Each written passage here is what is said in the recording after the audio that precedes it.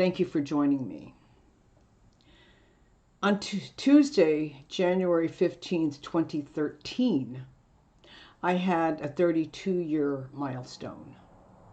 This past January 15th, 2022, that milestone became 41 years.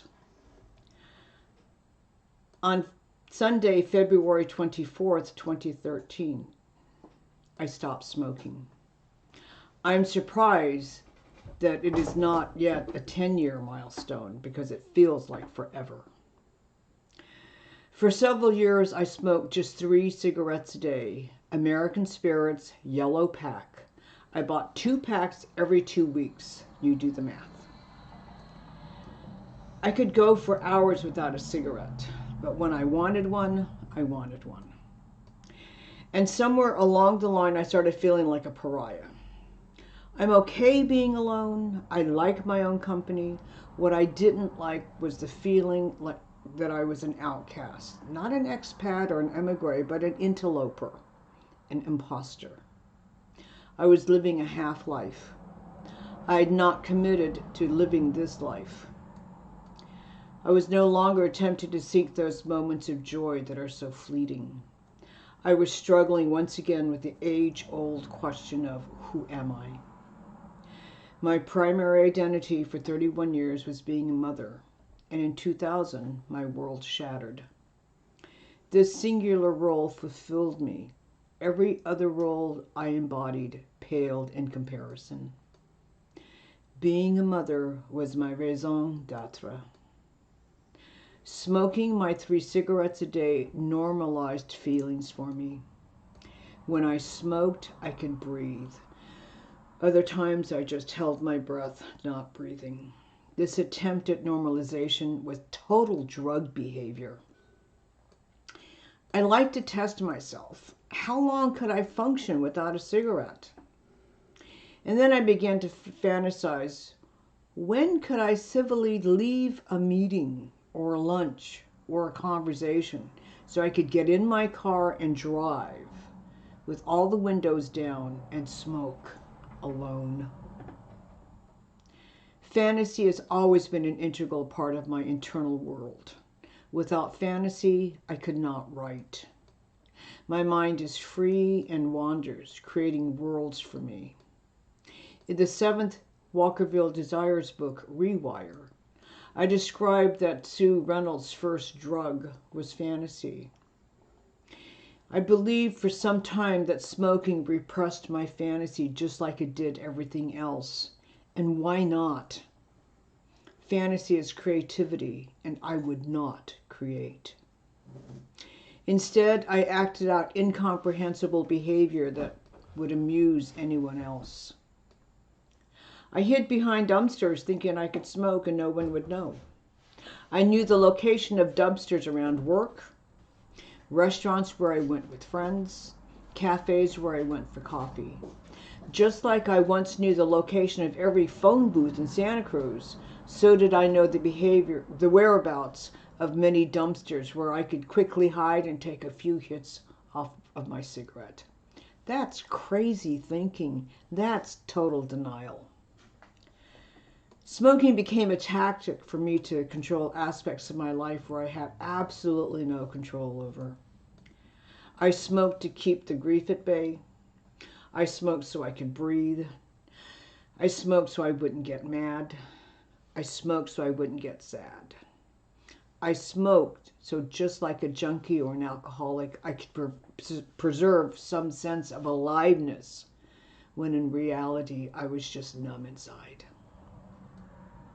I disliked the stench of stale smoke, dirty ashtrays, the lingering smell on my clothes, the irritation in my throat.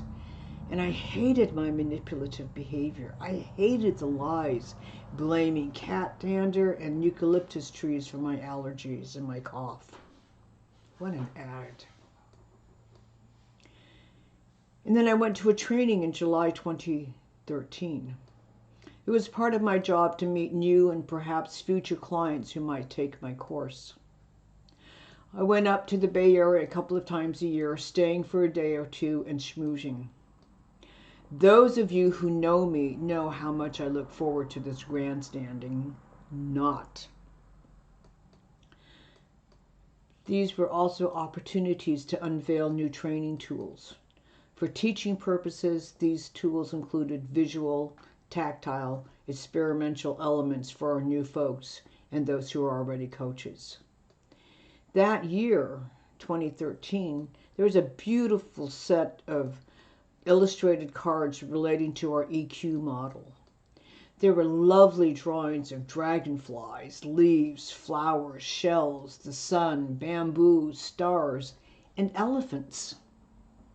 Each card suggested a question that was meant to encourage reflection or action, essentially change. As I approached the table, I felt as if an oracle were waiting for me.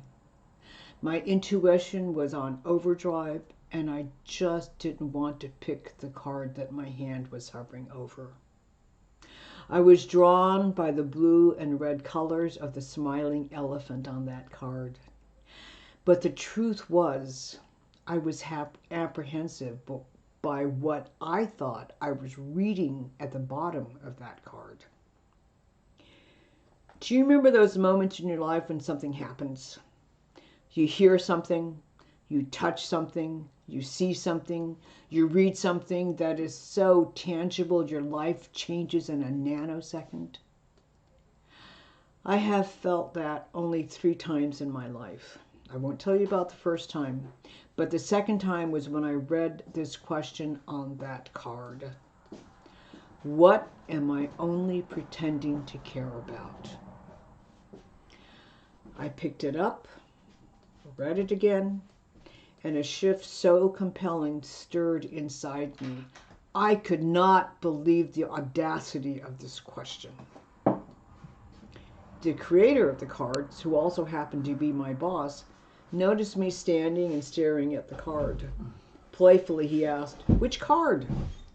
Quickly, I put it behind me and stubbornly I said, "I'm not telling you." I had to keep this question a secret. The question was mine. It challenged everything about me, about the life I had been sleepwalking through since my son's death. I journaled these thoughts, feelings, emotions, and I never spoke them out loud to another person. To say this question threw me for a loop is an understatement. This odd phrase, "threw me for a loop," comes from the early descriptions of the roller coaster. The loop runs to the point where the roller coaster arcs upward through a complete circle, suspending passengers upside down for a few seconds because inertia is stronger than gravity. When you're upside down on a roller coaster, inertia keeps you from falling out. This resistance to a change in motion is stronger than gravity. Your body presses to the outside of the loop as the roller coaster spins around. Inertia is passive and it resists any agency that attempts to put it into motion. Gravity, on the other hand, just wants to pull me toward the ground or anywhere else that's not static. And unlike a roller coaster, I had no momentum pulling me forward or upside down, and my body wasn't pressing on anything. My mind, my soul was free floating in space, and to an outsider, I probably looked normal, like I was living and even enjoying my life. I just kept being thrown for a loop internally. The question, what am I only pretending to care about, touched my inner compass in such a profound way that I am still sometimes baffled. And I was able to break free from that inner inertia slowly, slowly, slowly.